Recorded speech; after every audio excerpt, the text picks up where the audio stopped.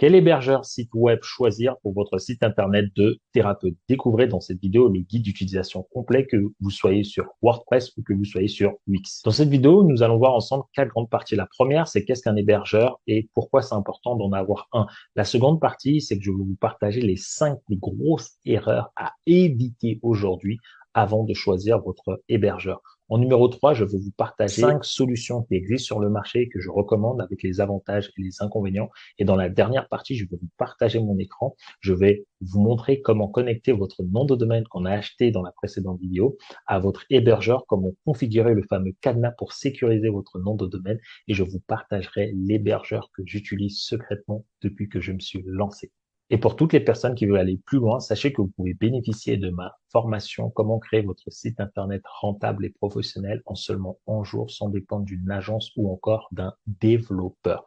Le lien est en description, vous allez pouvoir retrouver toutes les informations à ce sujet. Mais avant de continuer et pour ne plus jamais rien manquer sur les nouvelles sorties vidéo, cliquez sur le bouton s'abonner et activez la cloche de notification si ça vous intéresse aujourd'hui de vivre de votre passion, de dépasser un cap financier ou de retrouver votre liberté. Qu'est-ce qu'un hébergeur de site web et pourquoi c'est important d'en avoir un? Imagine-toi que tu veux avoir une magnifique maison comme ici. Mais on est d'accord que pour que ta maison, tu puisses la voir, tu as besoin de savoir où est-ce que tu dois la mettre pour qu'elle soit visible par les autres. C'est exactement à ce moment-là que intervient l'hébergeur. L'hébergeur, c'est un espace qui est fourni à ton site internet pour que celui-ci soit visible et accessible à tous les visiteurs sur internet. Eh ben, ici, par exemple, ça, c'est ta maison, c'est le site internet que je t'ai montré. Et en fait, ici, l'espace où ta maison sera posée pour qu'ensuite qu'elle soit visible, c'est ça qu'on appelle un hébergeur. C'est comme si, en fait, cet hébergeur était tout simplement le gardien de ta maison. Cet hébergeur va s'assurer que ton site soit toujours disponible et prêt à accueillir tes invités en ligne. C'est exactement ça, ton hébergeur. Et du coup, tu comprends maintenant l'importance sous-jacente d'avoir un hébergeur. Si tu n'as pas d'hébergeur, ben malheureusement, ton site ne peut pas être visible et accueillir des personnes sur Internet. Maintenant, découvrez les 5 grosses erreurs à éviter lorsque vous voulez choisir votre hébergeur.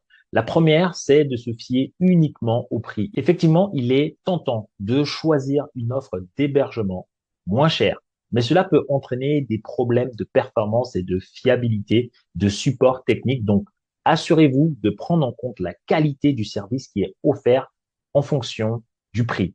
La deuxième plus grosse erreur, c'est d'ignorer les besoins spécifiques à votre site Internet. Choisissez un hébergeur en fonction de vos besoins.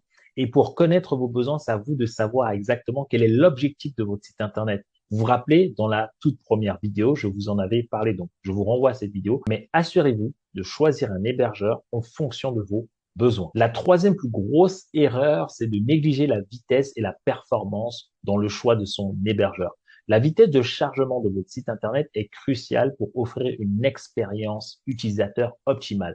Donc, évitez les hébergeurs qui ont un temps de chargement lent ou un temps d'indisponibilité fréquent, car cela peut dissuader les visiteurs de rester sur vos sites et du coup, où est-ce qu'ils iront? Ils iront donc chez les concurrents. La quatrième plus grosse erreur, c'est de négliger le support technique de votre hébergeur. C'est de choisir un hébergeur avec un support technique disponible 24 heures sur 24, 7 jours sur 7, qui parlent votre langue et qui sont joignables, que ce soit par chat, que ce soit par mail ou que ce soit par vidéo ou au téléphone. Et puis, l'erreur numéro 5, qui est très commune, c'est de ne pas lire les précédents avis clients de l'hébergeur chez qui vous voulez aller ou souscrire à leur service.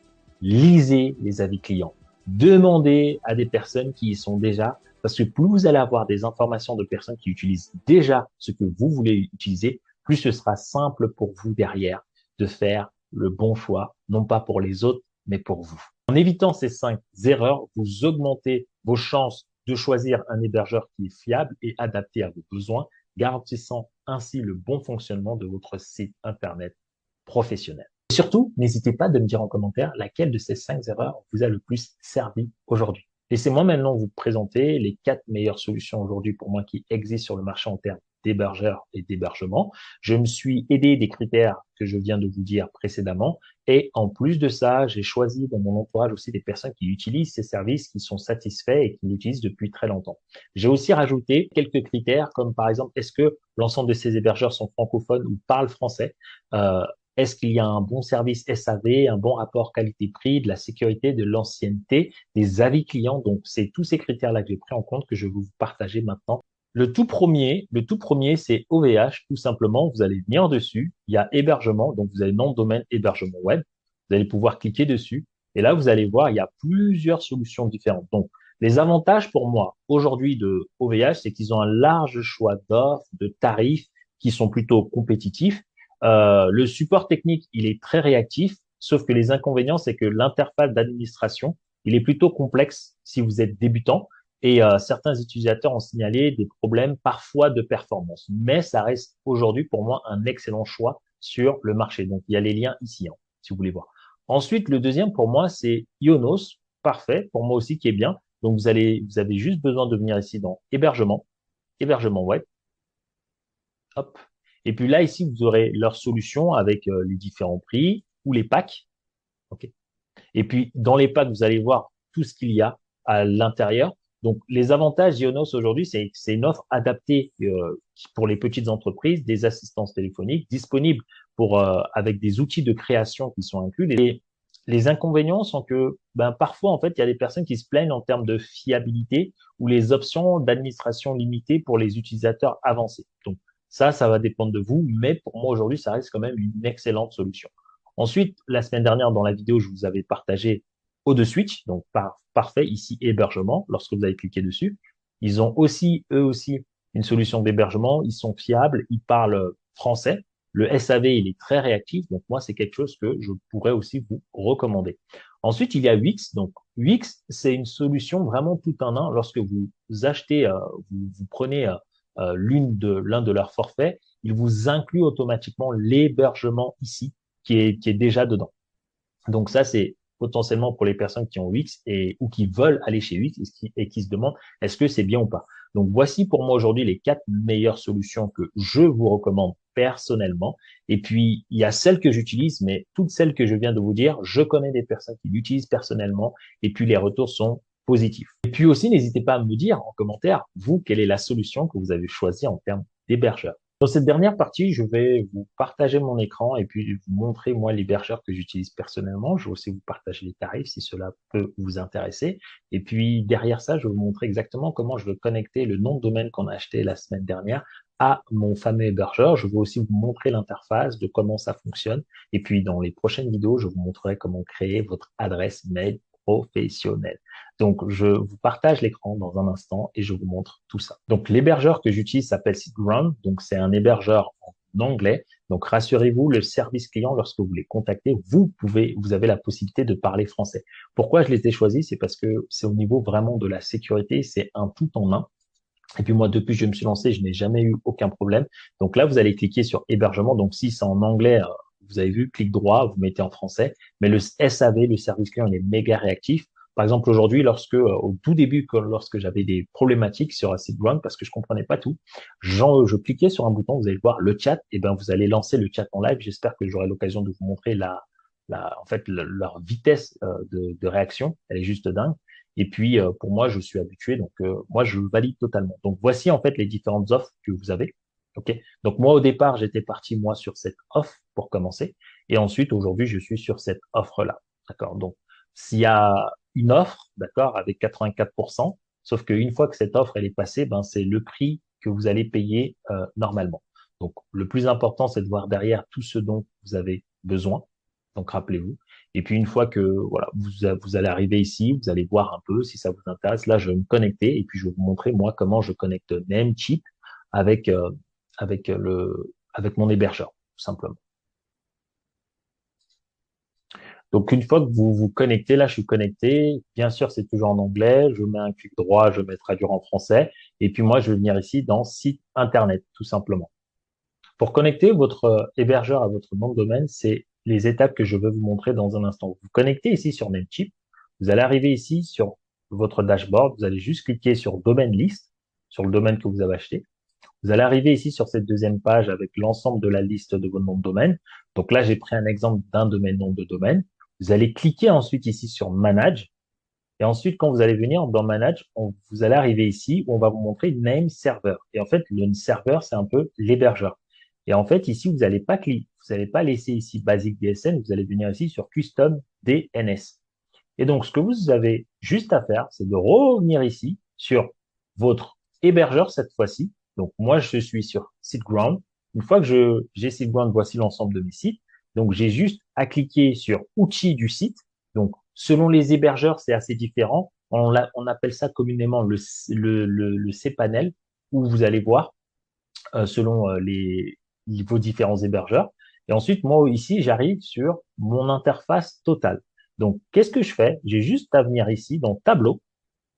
J'ai juste venir ici à prendre le serveur ns.1, je le copie ici. Donc, vous allez voir, je copie ici. Hop, mince, j'ai du mal là. Hop, là, hop. Vous faites copier. Vous venez ici dans le nom de domaine. Hop, vous faites name server 1 coller. Et ensuite, vous faites exactement la même chose avec le name server 2. Donc, c'est exactement pareil. Hop, vous faites copier ici. Et vous arrivez ici et vous faites coller. Et ensuite, une fois que c'est fait, vous mettez ici la coche, vous validez. Hop, une fois que vous allez valider, ça va être chargé. Et à ce moment-là, ça y est, je viens de connecter mon fameux nom de domaine à mon hébergeur. C'est aussi simple que ça. Et ensuite, je vais vous montrer, OK, une fois que je suis sur mon hébergeur, mais une fois qu'il est connecté, regardez, je peux même voir ici le trafic sur le site web. D'accord? Donc ça, c'est le site web que j'ai créé spécialement pour ceux qui font partie de la formation. Et puis là, je vais vous montrer comment activer la sécurité. Donc pour activer la sécurité, vous avez juste besoin de venir ici. Ici, vous allez voir les performances du site. Lorsque vous le connectez à votre WordPress, ce sera ici. Le nom de domaine est ici. Et dans la prochaine vidéo, je vais vous montrer comment créer une adresse email professionnelle simplement. OK? Donc là, je vais vous montrer la sécurité pour activer le fameux cadenas que vous voyez ici. Parce que là, il n'y a pas encore de cadenas. Il va falloir l'activer pour l'avoir. Et puis, je vais vous montrer comment faire tout de suite. Donc, comment activer le petit cadenas? C'est aussi simple que ça. Vous allez venir ici, là où on est sur le dashboard, vous allez cliquer sur sécurité. Vous allez venir ici dans gestionnaire SSL. Vous allez voir ici votre nom de domaine apparaître. On va vous demander de sélectionner le SSL. Donc, moi, je vous recommande de cliquer sur celui-là, Let's Encrypt Will Card. Ça vous permet en fait de protéger l'ensemble de votre nom de domaine principal ainsi que votre sous-domaine. Je vous renvoie aux précédentes vidéos pour être informé. Ensuite, donc, vous allez voir que ici, il y aura le nom de domaine que vous avez choisi et ici, il y aura le certificat ici, Will Card. Ensuite, vous cliquez sur HTTPS ici, juste au-dessous. Et puis là, vous aurez le fameux nom de domaine que vous avez acheté et on va vous demander ici d'activer. Donc, ce sera désactivé. Il faudra l'activer pour avoir le fameux HTTPS sur votre nom de domaine. Vous avez juste à cliquer, cocher. Et puis là, ce sera tout bon. On vient de connecter votre hébergeur à votre nom de domaine. On vient d'activer tout ce qui est au niveau de la sécurité en moins de 10 minutes. N'hésitez pas à me dire, est-ce que cette vidéo vous a plu? Si elle vous a plu, laissez vraiment un petit like. Et puis pour résumer, au tout début de cette vidéo, je vous ai dit pourquoi c'est important d'avoir un hébergeur ou un hébergement pour votre site internet. Je vous ai partagé les 5 plus grosses erreurs à éviter. Je vous ai montré aussi les différentes solutions qui existent sur le marché. Et puis là, je viens de vous montrer à quel point c'est simple à mettre en place. Et bien évidemment, pour aller plus loin, pour peut-être rajouter des options, voir au niveau de la vitesse, savoir exactement qu'est-ce que vous devez faire au niveau de votre site internet, je vous recommande à toutes les personnes qui le souhaitent de cliquer sur le lien en description et puis de rejoindre la formation Créer votre site internet professionnel et rentable en 11 jours pour ne dépendre de personne, ni d'une agence web, ni d'un développeur. Et ce qui est génial, c'est que vous aurez la vision d'un coach professionnel. Mon seul but, c'est de faire en sorte que votre site vous rapporte de l'argent. C'est la raison pour laquelle je vous recommande de cliquer sur le lien en description pour ceux que ça intéresse. Dans la prochaine vidéo, on va voir ensemble comment vous allez pouvoir créer votre adresse mail professionnelle. C'est vraiment très simple. Je vais vous le partager à l'écran. Et ensuite, dans les autres vidéos, je vais aussi vous montrer étape par étape comment créer maintenant l'arborescence de votre site, les fameuses pages de vos services, la page contact, comment faire en sorte que l'ensemble de vos sites puisse vous rapporter un maximum de trafic. Et puis pour finir, si vous n'avez pas regardé la toute première vidéo, je vous le mets quelque part ici à l'écran pour que vous puissiez aller la regarder et puis comprendre exactement tout ce que nous sommes en train de mettre en place. Je vous dis à très vite dans une prochaine vidéo.